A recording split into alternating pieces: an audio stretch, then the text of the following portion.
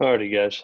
Before we get started with football, I want to let you know we were informed last night that a single football player tested positive for COVID-19 on Monday, November 23rd. That individual had traveled with us to Utah to Saturday's football game, and he had tested negative three times within 36 hours of travel and again on game day. All other test results on Monday were negative, and the individual was not present in the facilities or at practice on Sunday or Monday. The individual is symptomatic and has been quarantined. USC Student Health, Utah Athletics, and the Pac 12 have been notified. The Los Angeles County Department of Public Health will be notified today. And when more information is available, including additional test results, contact tracing, and public health guidance, we'll provide it to you. Right.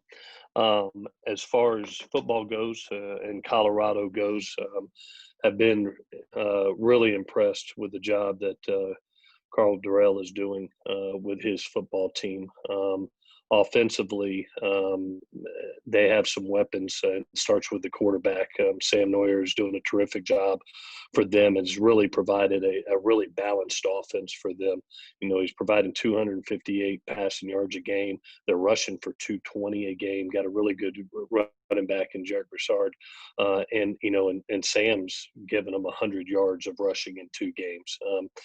Stanley is a explosive wideout that's bringing 96 yards per game, and you saw his explosiveness in the Stanford game. And you look up, and these guys are scoring 41 points a game right now.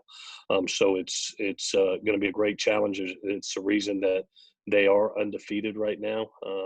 Is they're doing a tremendous job offensively, putting points on the board. Defensively, I really like their two linebackers. Nate Landman is a tackling machine. He's got 20 tackles right now currently. One of the leaders of Pac-12, and Akil Jones is doing a tremendous job. Christian Gonzalez out at corner. They got a rookie corner from Texas. That's a long individual that's doing a heck of a job for him out on the edge. And then I've always been a fan of Mustafa Johnson. I think he just wreaks havoc in the backfield. Older football team, mature football team that's really has shown up and done a wonderful job. So should be a great challenge for us. As far as our injury report goes, Raylan Goforth was withheld from practice yesterday from that foot sprain. EA was still held for a concussion protocol. Caleb had some academics to do. We're finishing up finals yesterday and today, but did not practice with us. He's still recovering from the stingers. And then Stephen Carr and Marquise Stepp did practice yesterday, looked good, and we'll continue to see their progression as the week goes on. So with that, I'll answer any questions that you have. Okay, we'll start with Ryan Karchi. Good morning, Clay. Good morning. With the positive case, contact tracing wise, how many other players or coaches are potentially affected by that? And what's your level of concern as it pertains to this Saturday's game? Yeah, so we're going to seek guidance, Ryan. We lean on our medical professionals. This is not a coach decision. This is not. It's basically the information that's provided by the individual that tests positive. They do their contact tracing study, and like I said, we'll lean on their guidance and what they say. And so I really can't give you any other information than what I know right now, and that's that single individual. But as soon as I get it, I know the university and the athletic department will get it to you. I know I don't see you again until Thursday, but that's just where we are right now. Claudette? Good morning, Clay. Good morning. With Thanksgiving being on Thursday, are players from the Southern California area allowed to go home and see their families, or do they have to stay on campus due to COVID protocols?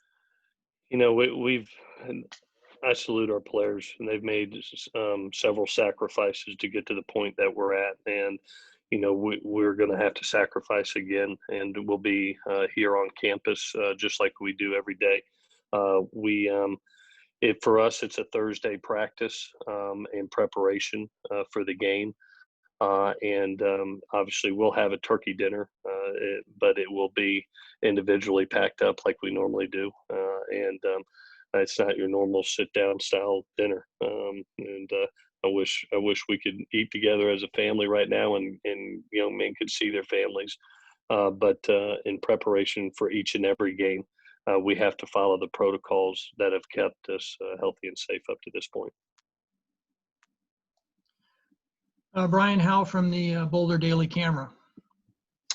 Hey, Coach. Thanks for doing this. And I cover Colorado, so I've got a couple quick questions for you.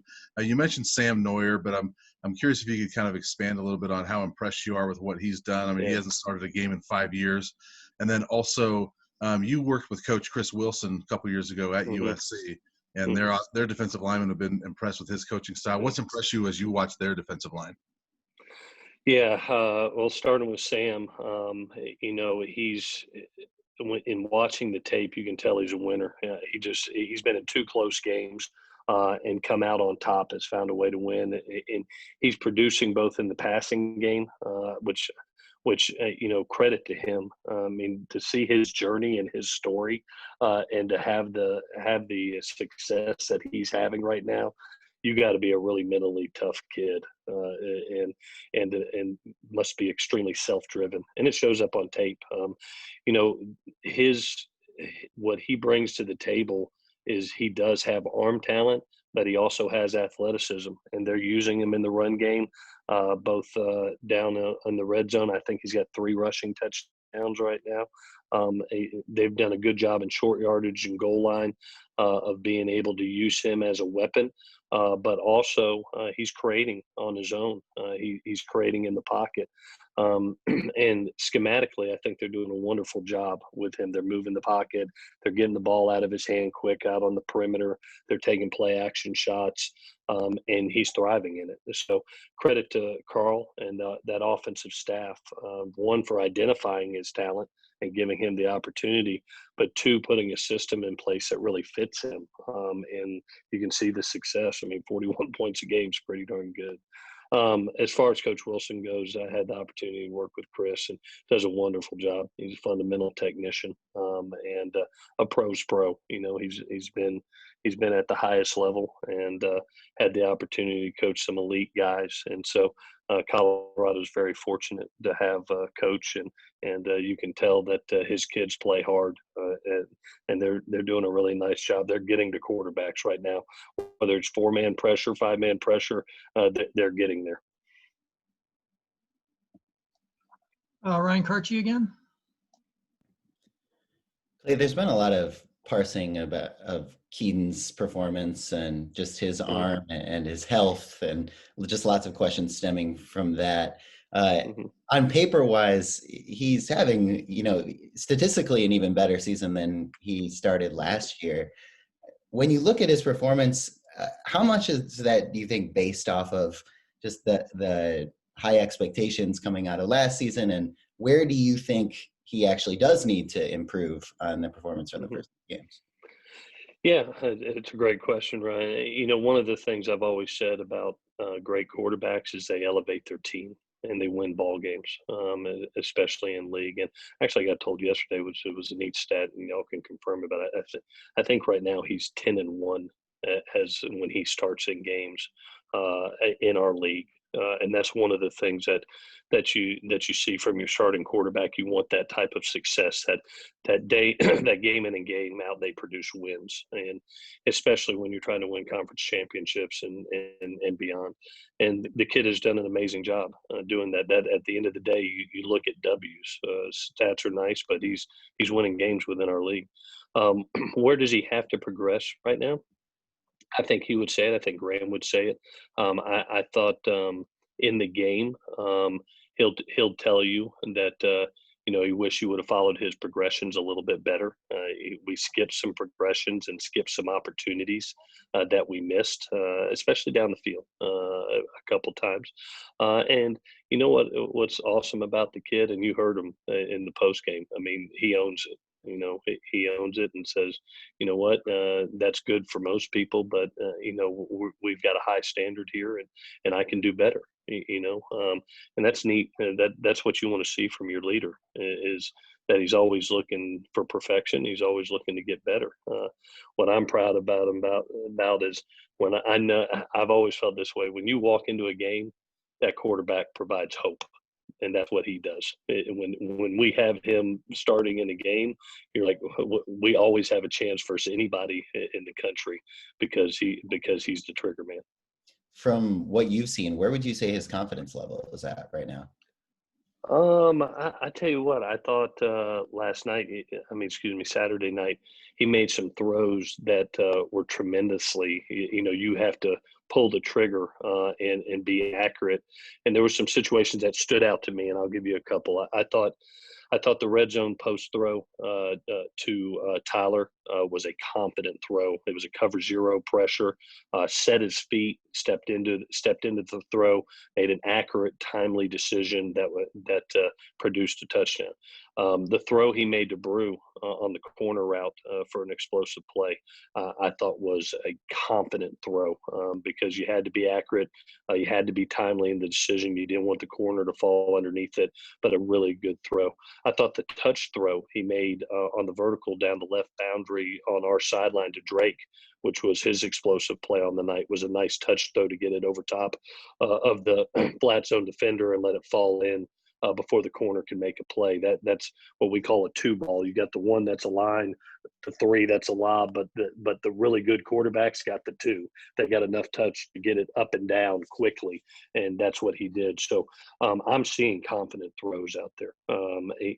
What I thought Saturday is we missed a couple opportunities that I know he wish he had back, just on some we always say reads are sacred, go through your progressions, and we took a couple times and skipped progression the other night, and I know he'll correct that in a heartbeat. He's so coachable and takes coaching that I know that our next opportunity he'll make the most of.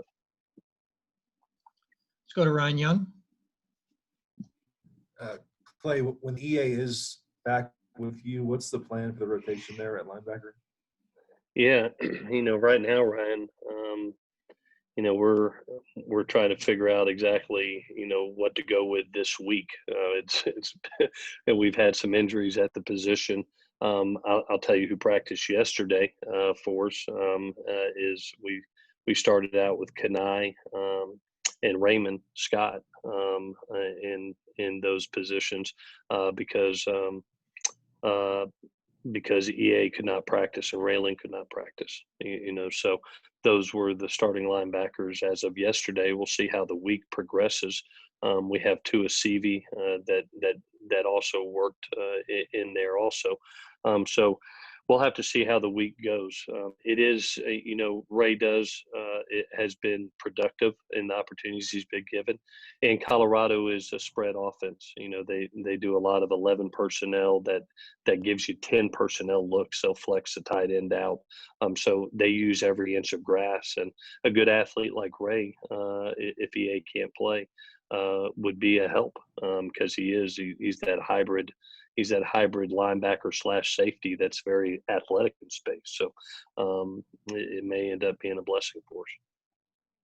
And then what did you see from the running backs, Steph and Carr, in practice yesterday? I saw a lot more confidence from Marquise yesterday, which was positive. He practiced last week, but was, just a hair tentative. And I saw a lot more confidence after a week off and not getting. I thought we made a good decision not to play him in the game. Just confidence level was not there, and we're never going to put a kid in a bad situation. So we made the investment. We were able to come out with a win, and now he's got some more confidence going into this week. Steven felt good and practiced well yesterday. So I was pleased with really both kids, which was nice. It was nice to take a little bit off of the bye and give him a little bit less reps in practice, just as he had a pretty physical game, both running the ball, catching the ball, pass protection. So it was nice to be able to have those extra legs in there yesterday. Okay, we have a couple more questions. Clay, are you okay on time? Yes, sir. I'm fine.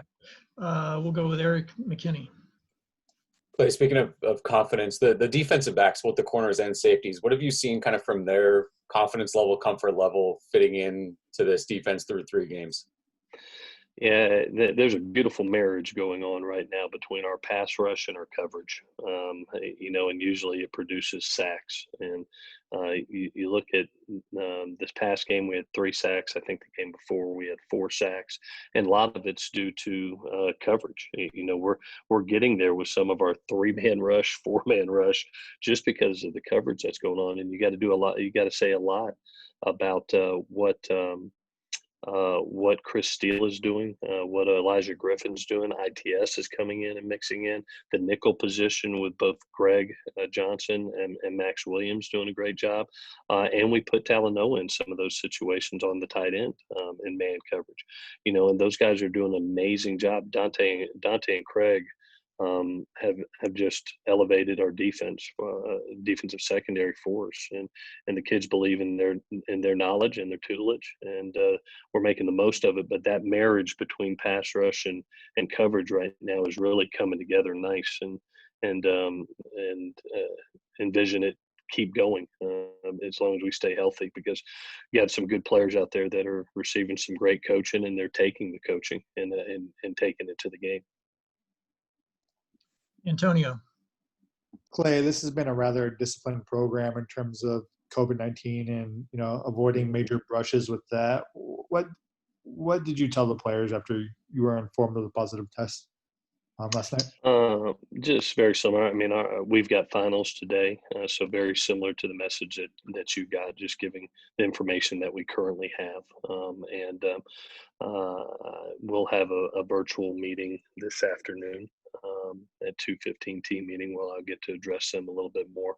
I'm so proud of them, Antonio. I mean, we've been here since July 6th, and I got to credit both their discipline and their sacrifice that they have made, as well as thank the university and our leadership, athletic and university leadership, for the resources they've given us. I mean, from housing to the food to the protocols to how we travel, how we hotels, just everything is just so first class and done the right way.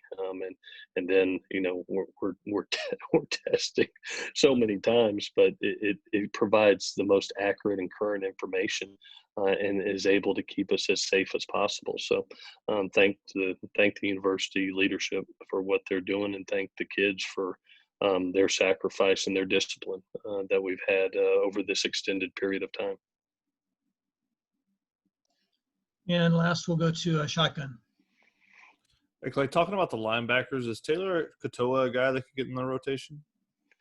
Yeah, he's currently still he's got a little bit of Achilles tendonitis, Shotgun, that he's been dealing with. So I'm looking forward to getting back. He could definitely help us and wants to get back. He's out there every day. He's on land now. He's actually running and doing change of direction drills. I don't see it for this week, just being honest.